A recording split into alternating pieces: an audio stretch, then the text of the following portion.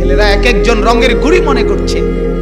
নর্তকী দেখো, নাচ দেখো, উলঙ্গ ছবি দেখো, সারাদিন মোবাইল, এটারই মনে করছো জিন্দিগি।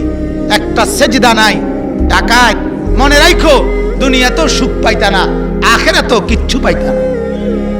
সুখ কপালে জুটবে না, সুখ আর কপালে জুটবে, পেরেশানিতেই থাকতে হবে, অপরাধী থাকতে হবে, অপরাধী। আল্লাহকে নারাজ করে দুনিয়াও সুখ মিলে না, আখিরাতেও সুখ মিলে না। এটা আল্লাহর ওয়াদা।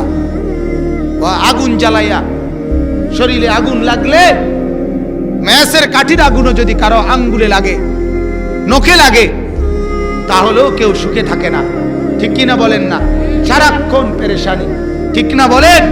আল্লাহ কোরআনে বলছে প্রতিটা গুনাহ একটা একটা আগুন, প্রতিটা গুনাহ আগুন, প্রতিটা গুনাহ আগুন। মিথ্যা একটা আগুন, চুরি একটা আগুন, জিনা একটা আগুন, ব্যভিচার একটা আগুন, নর্তকী একটা আগুন, উলঙ্গ ছবি একটা আগুন, সিনেমা একটা আগুন, নাচ একটা আগুন, জওয়ান এটা আগুন। আর এত আগুন শরীরে জ্বালাইয়া সুখে থাকা যায় না, সুখে থাকা যায় না।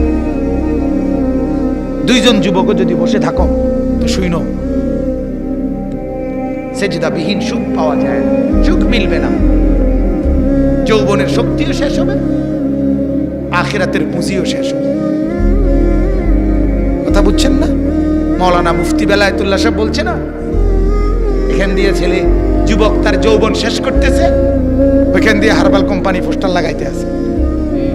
বুঝলেন না? হেরা বুঝে লেছে তো, যেন দিয়ে লাগায় 30টা লাগায় লাল লাল পোস্টার, 2 ঘন্টায় ফলাফল, আবার আইও আমার তো বড়ি খাও, আবার জিনাবে বিচার করো, আবার উলঙ্গ ছবি দেখো।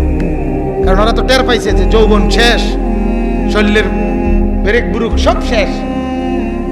কাজে এই জন্য হারবাল কোম্পানির, নাইলে বাংলাদেশে করোনাও তো মহামারী, করোনার লাগিও তো এক লগে এত পোস্টার লাগাইছে না কোন আন্দিয়া। কথা কর না কেন? হারবালের লাগে এত পোস্টার, কথা বলেন না? এটা কি মহামারী? তাইলে এটার লাগে 30টা। ঘটনা কি? বুঝছে,